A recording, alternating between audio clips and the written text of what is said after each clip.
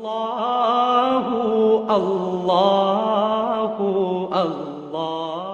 اللہ الرحمن الرحیم۔ السلام علیکم ورحمۃ اللہ۔ اقرا پروگرام میں آپ کو خوش آمدید کہتے ہیں۔ ناظرین کرام،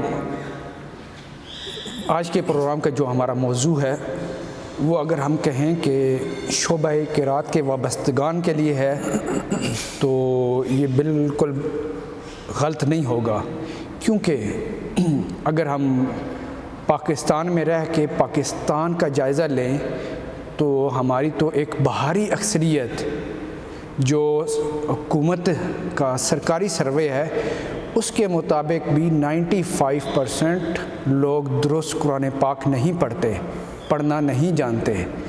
تو قرآن پاک درست پڑھنے کے بعد کے یہ جو اسٹیپس اور جو اسٹیجز ہیں، لہجات، نغمات، ٹھیک ہے، یہ وہ باتیں ہیں، اس میں بہت سارے لوگوں کے لیے یہ چیزیں بالکل نئی ہوں گی۔ لیکن ایک خوش آئین بات یہ بھی ہے کہ ہماری نوجوان نسل اہلیان مصر، ایران اور دیگر ممالک کے قراء کو لہجات میں، نغمات میں سنتے ہیں تو وہ کوشش کرتے ہیں اپنے تئیں کہ ہم بھی ایسا ہی پڑھیں، لیکن بعض دفعہ بعض قراء کرام اس فن میں جدت اور مزید حسن لانے کی کوشش میں ایسی غلطیوں اور ایسی چیزوں کے مرتکب ہو جاتے ہیں جو فن کے بالکل برعکس ہے، اور وہ شعبہ فن اور اہل فن کے نزدیک بہت بڑا بلنڈر ہے۔ لیکن نوجوان جو ہمارے لوگ ہیں، نوجوان جذبہ رکھنے والے قراء کرام، وہ انہیں بڑے خوش دلی سے قبول کرتے ہیں۔ آج کے اس نشست میں ہم اس حوالے سے گفتگو ضرور کریں گے کہ آیا کہ ہمیں شعبہ قرات میں لہجات اور نغمات کا استعمال کس طرح اور کس حد تک کرنا چاہیے۔ اس ٹاپک پر گفتگو کرنے کے لیے وطن عزیز پاکستان کا عظیم نام، دنیا قرات میں اپنی مثال آپ، میری مراد حضرت پروفیسر قاری محمد مشتاق انور۔ السلام علیکم ورحمۃ اللہ۔ وعلیکم السلام ورحمۃ اللہ وبرکاتہ۔ جس طرح کہ قبلہ قاری صاحب میں نے انٹرو میں کہا کہ لہجات اور نغمات کی طرف ہمارے نوجوان قراء کہہ لیں، نوجوان بچے کہہ لیں، وہ آ رہے ہیں اور انہیں بڑی دلچسپی ہے اس میں، لیکن بعض دفعہ یہ بھی سننے کو ملتا ہے، دیکھنے میں ملتا ہے سوشل میڈیا پر کہ کچھ قراء لہجات اور نغمات کو اتنا حاوی اور غالب کر دیتے ہیں کہ تجوید یا علم القرات وہ بہت پیچھے رہ جاتا ہے۔ اس بارے میں آپ نوجوان نسل کو کیا رہنمائی دیں گے کہ وہ لہجات اور نغمات کا استعمال کتنا اور کس انداز میں کریں؟ بسم اللہ الرحمن الرحیم۔ قال رسول اللہ صلی اللہ علیہ وسلم من لم یتغن بالقرآن فلیس منا۔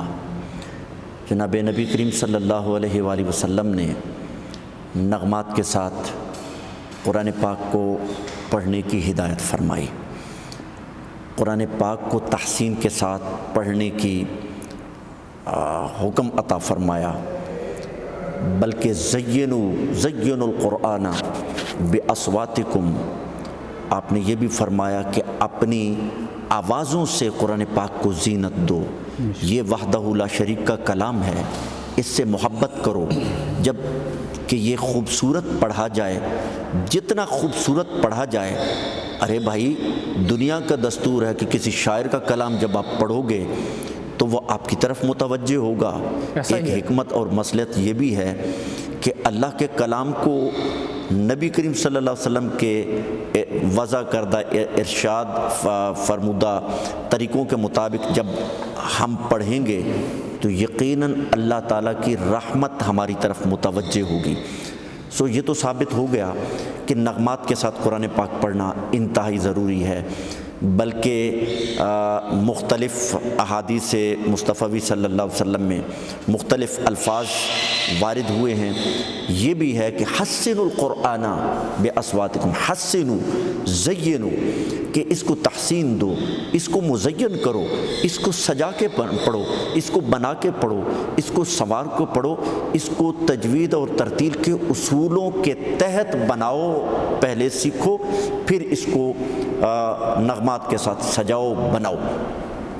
رہی بات کہ آپ کے جو سوال کا سیکنڈ پورشن ہے کہ لوگ اس طرح سے کرتے ہیں، لوگ اس طرح سے کرتے ہیں، تو لوگ تو بڑی جلد متاثر ہو جاتے ہیں کسی کے حسن کو دیکھ کر، کسی کے مال و دولت کو دیکھ کر، کسی کے شباب کو دیکھ کر، کسی کے اختیار کو دیکھ کر، کسی کی اچھی گاڑی کو دیکھ کر، کسی کی جائیداد کو دیکھ کر لوگ تو بہت جلدی متاثر ہو جاتے ہیں۔ جب ہم بات کرتے ہیں فن کی، تو فن کو اب ہم نے جو اللہ اور اللہ کے رسول صلی اللہ علیہ وسلم کا وضع کردہ جو احکامات ہیں، فرمودات ہیں، اب اس سانچے کے اندر جب ہم اس تجوید کے اصولوں کے تابع ہو کر ہم فن کو لے کے چلیں گے تو ایک لہجہ کریٹ ہوگا، ایک کیفیت تخلیق ہوگی، ایک سر بنائی جائے گی، ایک سر لگائی جائے گی، جو حروف الفاظ آپ کے زبان سے جو نکلیں گے وہ کس کیفیت میں ہونے چاہیے۔ اب اگر دنیاوی کلام، کسی شاعر کا کلام پڑھتے ہوئے ہم یہ کوشش کرتے ہیں کہ وہ تو خوش ہوگا ہی جو شاعر ہے، لیکن دنیا بھی خوش ہوگی، بالکل، اور دنیا آپ دیکھ لیں کہ اب سوشل میڈیا اور الیکٹرانک میڈیا کا دور ہے، اگر کوئی سر صحیح رموز اور اوقاف کے مطابق دنیاوی اعتبار سے غزل کو لے لیں، مطلب کسی اور فن کو لے لیں، جب کوئی مزین کر کے سجا کے اپنی آواز کو جب پڑھتا ہے تو اس میں اٹریکشن ہے، مگر یہاں پہ اللہ تعالیٰ کے حکم اور فرمان کے مطابق اس اٹریکشن کو کیسے وضع کیا جائے، کیسے بنایا جائے۔ اب یہ ہے کہ جو اس اصول اور ضابطے کے تحت آتے ہیں، اگر بنایا ہوا سر اکابر کو سننا چاہیے، اہل مصر کے لوگوں کو سننا چاہیے، اور اقرأ القرآن بلحون العرب واصواتها، نبی کریم صلی اللہ علیہ وسلم نے فرمایا کہ اب میرے عرب کے لوگوں کو سنو، مصر کے لوگوں کو سنو، یمن کے لوگوں کو سنو، اور یمن کے بارے میں تو پھر وہ احادیث مصطفیٰ صلی اللہ علیہ وسلم کئی دعائیں ملتی ہیں، ہاں، تو یہ کتنی دعائیں ہیں، تو انہیں اللہ نے کتنا نوازا ہے، اللہم بارک لنا فی شامنا وفی یمننا۔ تو نبی کریم صلی اللہ علیہ وسلم نے جن خطوں کے ساتھ توجہ فرما کر آپ نے دعائیں مرحمت فرمائی ان خطوں کے لیے، اب ان خطوں کے لوگ جب قرآن پاک کی تلاوت کرتے ہیں تو یقین مانیں کہ انسان کے رونگٹے کھڑے ہو جاتے ہیں، انسان کے رگ رگ میں، رگ جا میں، ایک ایک انگ میں قرآن پاک کی کیفیت کے ساتھ وہ کیفیت انسان کے اوپر وارد ہو جاتی ہے، اور اس کے اثرات پھر یہی ہیں، دنیاوی فوائد کے اعتبار سے ہمیں اخروی فوائد بھی ملتے ہیں۔ مگر یہ بات احتیاط کے ساتھ، آپ کے سوال کا ایک جزء یہ بھی تھا کہ ایسے بناتے ہیں، ایسے بناتے ہیں، وہاں تک لے جاتے ہیں، اگر ان کا کسی بھی قاری کا پڑھا ہوا قاعدے اور اصول کے تابع ہو، یعنی تجوید کے اصول کے تابع ہو سر، نغمہ، تو اس کو وہ ویلڈ ہوگا، وہ قابل قبول ہوگا۔ یہ ماہرین فن جب سنتے ہیں تو سننے کے ساتھ ہی پھر وہ سبحان اللہ کہنا شروع کر دیتے ہیں، اور اگر ایک اکھڑ یا اناڑی ٹائپ کا انسان ہو تو اس کے پاس جب آپ سرنج دیکھتے ہیں، کوئی انجیکشن لگانے لگتا ہے تو انسان کی روح بھی کانپ اٹھتی ہے۔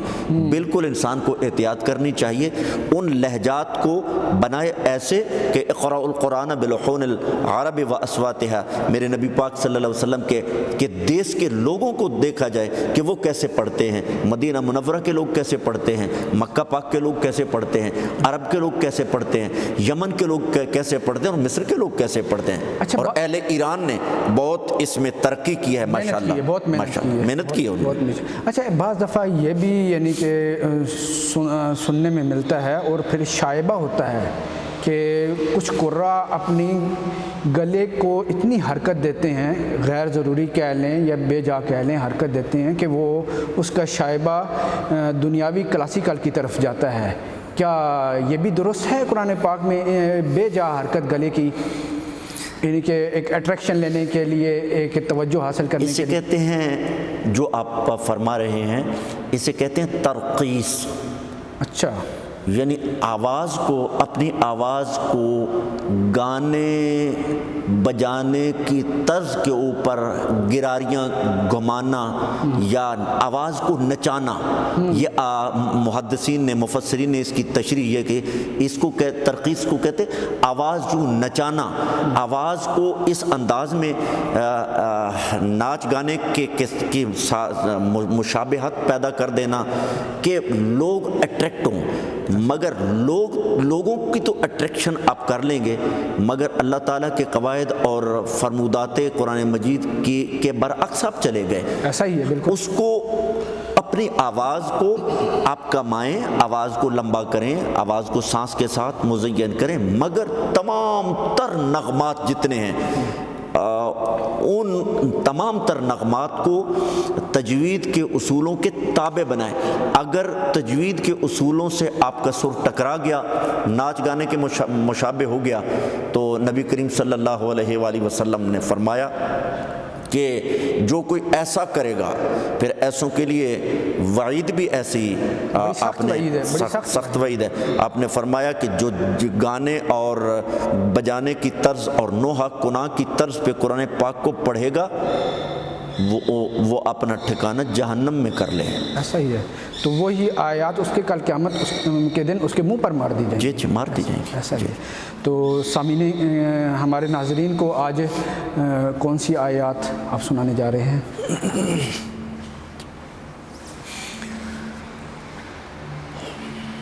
سورہ بقرہ کی 2-3 آیات جو اکثر ہم حزن و ملال اور غم کے موقع کے اوپر جو ہمارے علماء ان کی تشریح کرتے ہیں، صبر کی تلقین کرتے ہوئے، تو وہی میرے ذہن میں آ رہی ہے۔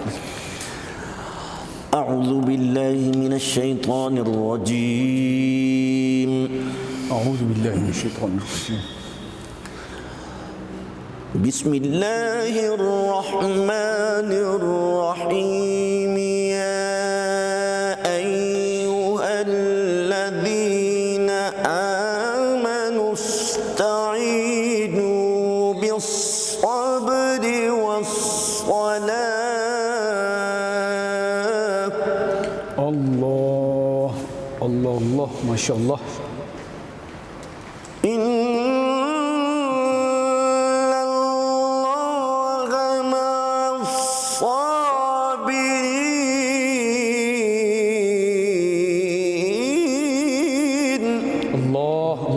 وقف جمیل، احسن۔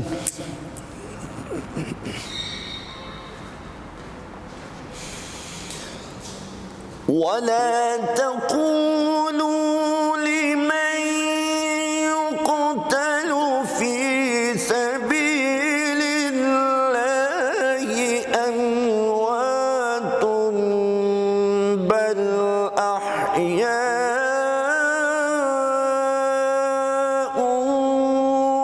وَلَكِنْ لَا تَشْعُرُونَ۔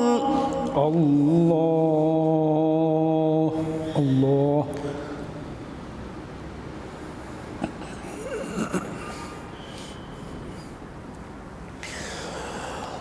وَلَنَبْلُوَنَّكُمْ بِشَيْءٍ مِّنَ الْخَوْفِ وَالْجُوعِ وَنَقْصٍ مِّنَ الْأَمْوَالِ وَالْأَنفُسِ وَالثَّمَرَاتِ۔ ماشاء اللہ، احسن، لا شک فی ذلک۔ وَبَشِّرِ الصَّابِرِينَ الَّذِينَ إِذَا أَصَابَتْهُم مُّصِيبَةٌ الله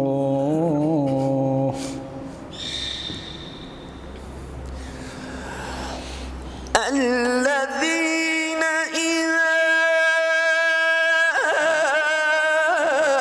أصابتهم مصيبة قالوا إنا لله.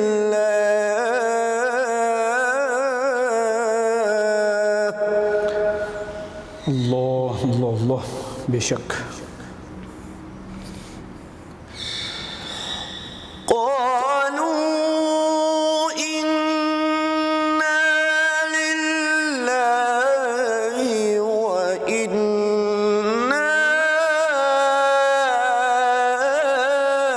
إليه راجعون.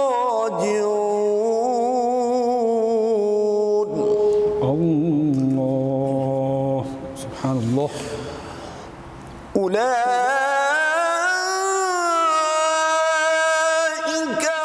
عليهم صلوات من ربهم ورحمة لا شك في ذلك. وأولئك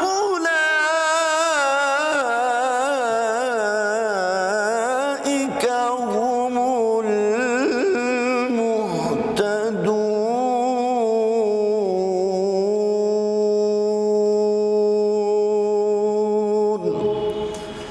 صدق الله